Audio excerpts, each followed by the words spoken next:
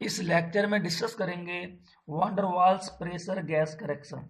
Wander Waals ने gas equation में pressure में करेक्शन किया। जैसा कि हम जानते हैं, according to molecular theory, gas के मॉलिक्यूल्स के बीच में इंटरमॉलिक्यूलर फोर्स नहीं होता है, नेग्लिजिबल होता है। बट वांडर वाल्स ने ये एज्यूम किया, ये माना कि गैस के मॉलिक्यूल्स के बीच में इंटरमॉलिक्यूलर फोर्स होता है। आइए समझते हैं कि एग्जाम्पल से। ऐसा मान लेते हैं ये कोई कंटेनर है और इसके अंदर गैस फिल की गई है। अब इस गैस के अंदर में किसी एक मॉलिक्यूल पर डिस्कस करते हैं। ऐसा मान लेते हैं ये मॉलिक्यूल है। अब इस मॉलिक्यूल के चारों ओर बहुत सारे मॉलिक्यूल्स हैं जो इसको अपनी ओर अट्रैक्ट करते हैं, फोर्स लगाते हैं, जिसकी वजह से इस मॉलिक्यूल पर नेट फोर्स जीरो होता है। जितना अट्रैक्शन इधर होता है उतना ही अट्रैक्शन इधर होता है, जितना अट्रैक्शन इधर होता है उतना ही अट्रैक्शन इधर होता है। मतलब इस मॉलिक्यूल पर लगने वाले नेट फोर्स क्या होता है, जीरो होता है। तो ऐसे जितने भी गैस के मॉलिक्यूल्स इनसाइड द कंटेनर है, उन सभी पर क्या होता है, नेट फोर्स जीरो होता है। लेकिन जब कोई मॉलिक्यूल किसी वॉल से, यही मॉलिक्यूल यहाँ पर पहुंचता है और किसी वॉल से कोलाइड करने वाला होता है, प्रेशर लगाने वाला होता है, टक्कर करने वाला होता है, तब यहाँ पर देखेंगे इसके आगे कोई मॉलिक्यूल्स नहीं होते हैं, जबकि पीछे बहुत सारे मॉलिक्यूल्स होते हैं।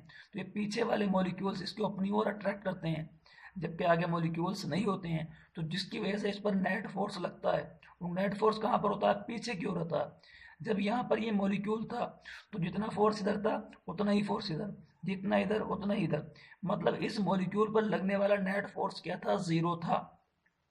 लेकिन जैसे ही ये मॉलिक्यूल या कोई भी मॉलिक्यूल जब किसी वॉल से कोलाइड करने वाला होता है, टक्कर करने वाला होता है या प्रेशर लगाने वाला होता है, तो वहां पर बेसिकली होता क्या है, गैस के आगे मॉलिक्यूल्स मॉलिक्यूल्स के आगे मॉलिक्यूल्स नहीं होते हैं, जिसकी वजह से जो पीछे वाले मॉलिक्यूल्स होते हैं वो उसको पीछे की ओर अट्रैक्ट करते हैं और उसके फोर्स, नेट फोर्स में कुछ ना कुछ कमी आती है, जिसके वजह से प्रेशर में कमी आती है। एक बार रिपीट करूंगा, जैसे ही ये मॉलिक्यूल इस वॉल से कोलाइड करने वाला होता है तो इसके आगे और मॉलिक्यूल्स नहीं होते हैं, जबकि पीछे मॉलिक्यूल्स होते हैं जो कि इस मॉलिक्यूल को पीछे की ओर खींचते हैं, फोर्स लगाते हैं इस पर।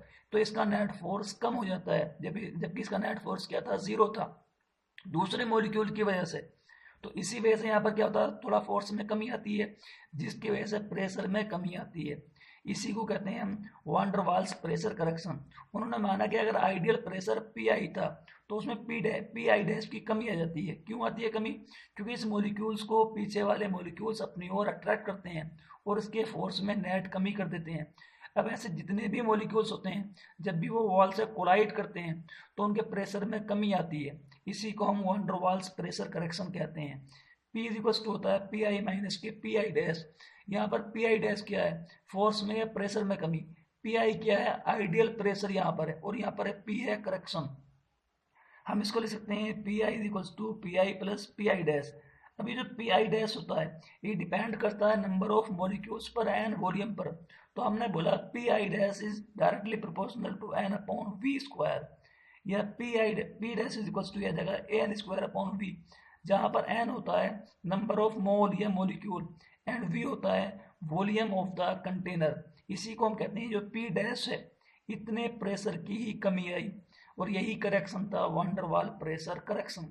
यहाँ पर पी आई क्या है, आइडियल प्रेशर है, पी डैश क्या है, correction in pressure, and P क्या है, न्यू प्रेशर या करेक्टेड प्रेशर। तो दोस्तों इस तरीके से ही वांडर वाल्स ने प्रेशर करेक्शन को एक्सप्लेन किया। Thank you.